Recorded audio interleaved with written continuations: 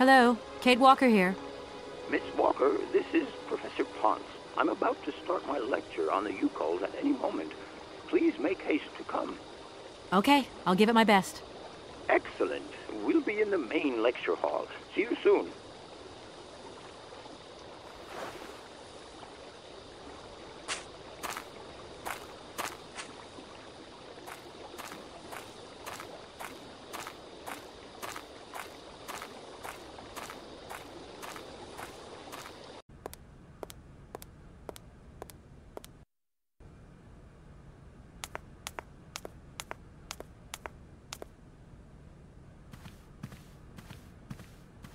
Ah, there you are, Miss Walker. Good, good.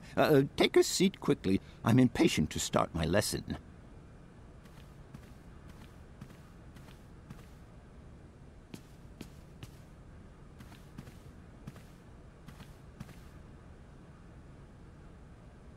My young friends, a very exciting discovery, unimaginable up until only a few hours ago, has come into my hands and has finally allowed me to complete my study on the mysterious Yukol people. Lights, please. The Yukols are a people from the far north about whom very little is known.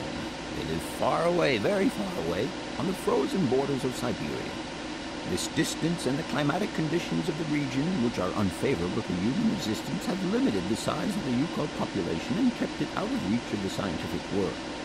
The handful of slides that follow are actually the only documentation we have in our possession. It was a Russian explorer who made these drawings and took these photographs 100 or so years ago. Today, we owe what we know about the Yukol people and their culture to him. We know that the origins of the Yukols date back to the last ice age. And curiously, evidence of their presence has been found in Western Europe, and more precisely in the prehistoric caves at the heart of the Alps. This people, it seems, undertook a long migration over centuries towards the far north of the globe. The reasons for this migration are due to the importance of the mammoth in their craft, trade, and culture. They used them for transportation and as beasts of burden. The mammoth brought them meat, skins, fat, and ivory. Man and animal lived in symbiosis. There's no doubt about it. Mammoths started to drift away from the region due to changing climatic conditions, and the Yukols followed them to the north, to the edges of Syberia. Prehistoric cave drawings, identified as Yukol in origin, first led me to the extraordinary hypothesis that the Yukols had managed to domesticate the mammoth. They are, to the best of our knowledge, the only prehistoric people to represent a man riding a mammoth. Today, because of this genuine mammoth skin effigy, identified by myself as an authentic Neolithic object, I can confirm this hypothesis. Yukol forebears managed to tame mammoths. Prehistoric man uses little imagination. He draws what he sees and represents scenes from real life. This familiar day-to-day object is actually a children's toy. As we have seen, Yukol existence was inextricably linked to that of the mammoth. They used its skin for clothing and to make the roofs and walls of their houses. They used the tusks to build the frameworks of their homes, as well as weapons, tools, and jewelry. Curiously, the disappearance of the mammoth 12,000 years ago had no immediate effect on the Yukol's way of life. It seemed that for a long time after, the people maintained their strong bond with the mammoth through the centuries.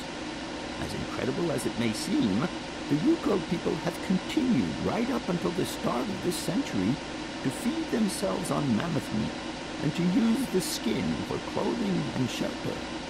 The ivory craftwork industry is still flourishing.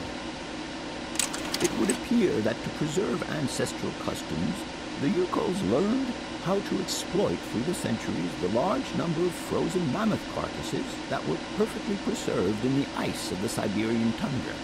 They have been able to live mainly off this enormous freezer stock for almost 30 centuries. As plausible as this explanation may seem, it seems it is not enough for the scientific community who, I will confess, is greatly perplexed by the question. In the absence of acceptable scientific evidence, we have to make do with Yukon shaman artifacts.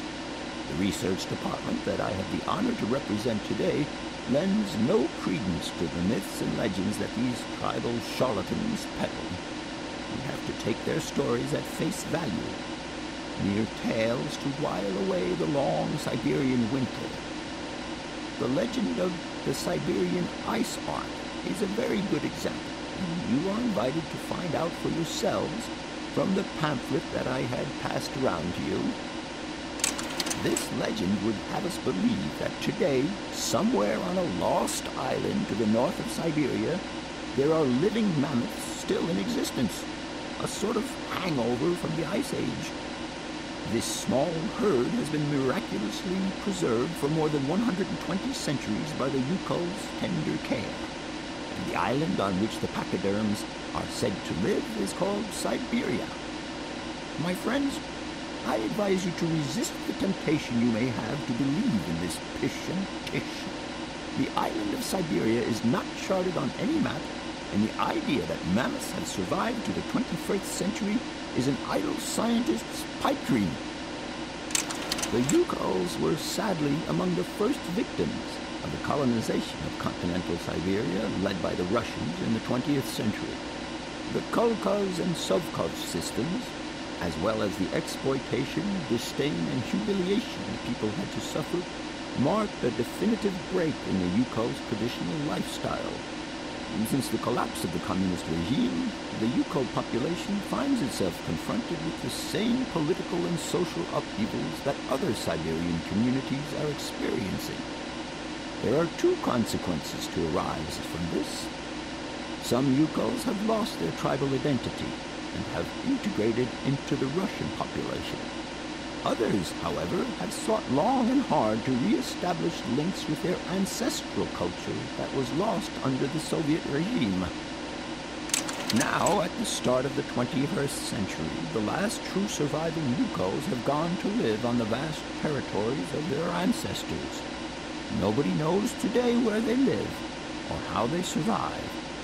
Their very existence would be a matter for speculation if they did not turn up periodically at the tundra's most isolated fur trading posts to exchange mammoth tusks for essential items. There ends my lecture for today. Thank you for being among us today, Miss Walker. Please make your way to the laboratory where you will find your mammoth doll. There are also photocopies of my lectures should you so require them.